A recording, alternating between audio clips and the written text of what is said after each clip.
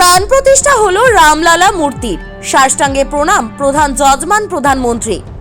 রাম বিবাদ নয়, সমাধান, ন্যায়ের পথেই প্রতিষ্ঠিত মন্দির, বললেন মোদী। বহু বিতর্কের পর অবশেষে ভারতের অযোধ্যায় রাম মন্দিরের বিগ্রহের প্রাণ প্রতিষ্ঠা করলেন ভারতের প্রধানমন্ত্রী নরেন্দ্র মোদী।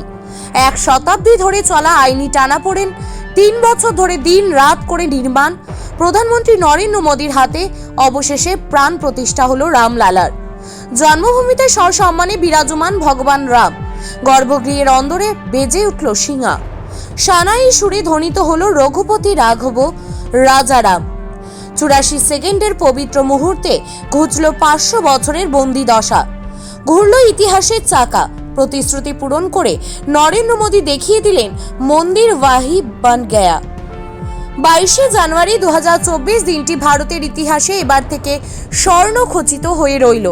রামনগরী অযোধ্যায় সরজ নদীর তীরে প্রাণ প্রতিষ্ঠা হলো রামলালার।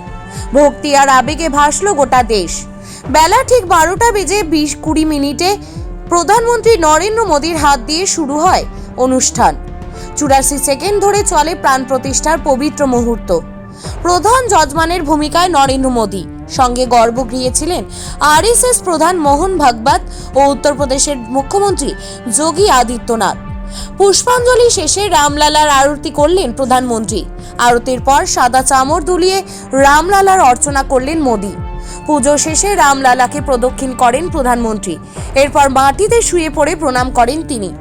রাম মন্দিরের উদ্বোধনের মঞ্চে দাঁড়িয়ে প্রধানমন্ত্রী আক্ষেপের সুরে বললেন, ভারতের সংবিধানের প্রথম পংক্তিতে ভগবান রাম বিরাজমান। প্রধানমন্ত্রীকে বলতে শোনা গেল, হয়তো আমাদেরই ভক্তিতে ঘাটতি ছিল, তাই মন্দির প্রতিষ্ঠাতে এতটা সময় লেগে গেল। প্রধানমন্ত্রী বললেন, আমি বিচার ব্যবস্থার প্রতি কৃতজ্ঞ, এতদিন পর ন্যায়ের সম্মান রক্ষার জন্য। প্রভু রামের মন্দিরও ন্যায়ের পথেই তৈরি হয়েছে, তাই আজ গোটা দেশে রাম দীপাবলি। প্রধানমন্ত্রী বুঝিয়ে গেলেন, তার প্রস্তাবিত রাম রাজ্যে কোনো বিভেদ থাকবে না, আমরা ওরার ভাগ থাকবে না। মোদী বললেন, রাম শুধু আমাদের নয়, রাম সবার।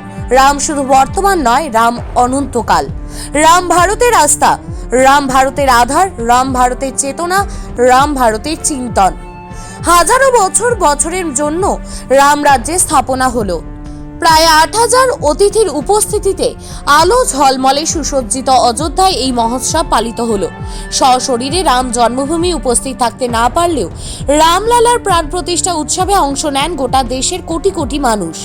তারকা খচিত অযোধ্যায় রয়েছেন সস্ত্রীক মুকেশ আম্বানি, বিরাট কোহলি, সচিন তেন্ডুলকর, অনিল কুম্বলে, রণবীর কাপুর ও আলিয়া ভাট্ট, ভিকি কৌশল ও ক্যাটরিনা কাইফ, অনুপম খের, কঙ্গনা রানাউত সহ অন্যান্যরা। শুভ মুহূর্তে প্রাণ প্রতিষ্ঠা উৎসবের সময় এই রাম ভক্তদের উন্মাদনা ছিল চোখে পড়ার মতো। জয় শ্রীরাম ধ্বনিতে মুখরিত হয়ে ওঠে কাশ্মীর থেকে কন্যাকুমারী।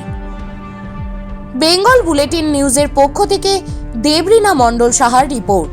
साथियों, हम सब जानते हैं कि जहां राम का काम होता है वहां पवन पुत्र हनुमान अवश्य विराजमान होते हैं। इसलिए मैं राम भक्त हनुमान और हनुमान गढ़ी को भी प्रणाम करता हूं। मैं माता जानकी, लक्ष्मण जी, भरत, शत्रुघ्न सबको नमन करता हूं। मैं पावन अयोध्यापुरी और पावन सरयू को भी प्रणाम करता हूं। मैं इस पल दैवीय अनुभव कर रहा हूं कि जिनके आशीर्वाद से ये महान कार्य पूरा हुआ है। वे दिव्य आत्माएं, वे दैवीय विभूतियां भी इस समय हमारे आसपास उपस्थित है। मैं इनसे भी दिव्य चेतनाओं को भी कृतज्ञता पूर्वक नमन करता हूं। मैं आज प्रभु श्री राम से क्षमा याचना भी करता हूं। मेरे प्यारे देशवासियों, त्रेता में राम आगमन पर पूज्य संत तुलसीदास जी ने लिखा है, प्रभु बिलो की हर से पुरबासी, जनित वियोग विपत्ति सबनासी। अर्थात प्रभु का आगमन देकर ही सब अयोध्यावासी, समग्र देशवासी हर्ष से भर गए। लंबे वियोग से जो आपत्ति आई थी उसका अंत हो गया। उस कालखंड में तो वो वियोग केवल 14 वर्षों का था, तब भी इतना असह्य था। इस युग में तो अयोध्या और देशवासियों ने सैकड़ों वर्षों का वियोग सहा है। हमारी कई कई पीढ़ियों ने वियोग सहा है। भारत के तो संविधान में उसकी पहली प्रति में भगवान राम विराजमान है। संविधान के अस्तित्व में आने के बाद भी दशकों तक प्रभु श्री राम के अस्तित्व को लेकर कानूनी लड़ाई चली। मैं आभार व्यक्त करूंगा भारत की न्यायपालिका का, जिसने न्याय की लाज रख ली।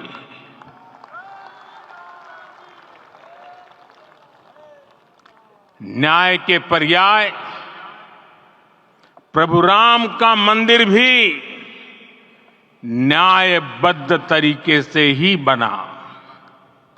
साथियों, आज गांव-गांव में एक साथ कीर्तन संकीर्तन हो रहे हैं।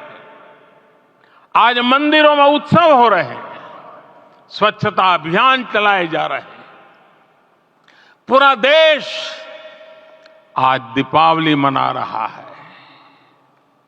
आज शाम घर घर राम ज्योति प्रज्वलित करने की तैयारी है। कल मैं श्री राम के आशीर्वाद से धनुषकोडी में राम सेतु के आरंभ बिंदु अरिचल मुनाई पर था। जिस घड़ी प्रभु राम समुद्र पार करने निकले थे, वो एक पल था जिसने काल चक्र को बदला था। उस भावमय पल को महसूस करने का मेरा ये विनम्र प्रयास था। वहां पर मैंने पुष्प वंदना की। वहां मेरे भीतर एक विश्वास जगा कि जैसे उस समय काल चक्र बदला था, उसी तरह अब काल चक्र फिर बदलेगा और शुभ दिशा में बढ़ेगा। अपने 11 दिन के व्रत अनुष्ठान के दौरान मैंने उन स्थानों का चरण स्पर्श करने का प्रयास किया जहां प्रभु राम के चरण पड़े थे।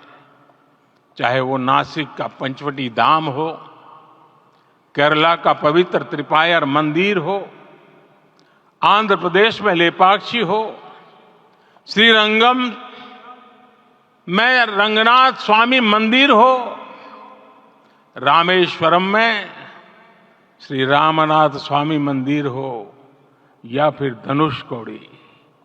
मेरा सौभाग्य है कि इसी पुनीत पवित्र भाव के साथ मुझे सागर से सरयू तक की यात्रा का अवसर मिला। सागर से सरयू तक हर जगह राम नाम का वही उत्सव भाव छाया हुआ है। प्रभु राम तो भारत की आत्मा के कण कण से जुड़े हुए हैं। राम भारतवासियों के अंतर मन में विराजे हुए हैं। हम भारत में कहीं भी किसी की अंतरात्मा को छुएंगे तो इस एकत्व की अनुभूति होगी और यही भाव सब जगह मिलेगा। इससे उत्कृष्ट, इससे अधिक देश को समायोजित करने वाला सूत्र और क्या हो सकता है। मेरे प्यारे देशवासियों, मुझे देश के कोने कोने में अलग अलग भाषाओं में रामायण सुनने का अवसर मिला है, लेकिन विशेषकर पिछले 11 दिनों में रामायण अलग अलग भाषा में अलग राज्यों से मुझे विशेष रूप से सुनने का मौका मिला। राम को परिभाषित करते हुए ऋषियों ने कहा है, रमन्ते यस्मिन् इति रामः, अर्थात जिसमें रम जाए वही राम है। राम लोक की स्मृतियों में, पर्वत से लेकर परंपराओं में सर्वत्र समाये हुए हैं। हर युग में लोगों ने राम को जिया है। हर युग में लोगों ने अपने अपने शब्दों में अपनी अपनी तरह से राम को अभिव्यक्त किया है और ये राम रस जीवन प्रवाह की तरह निरंतर बहता रहता है। सर्वे भवन्तु सुखिनः, ये संकल्प हम सदियों से दोहराते आए हैं।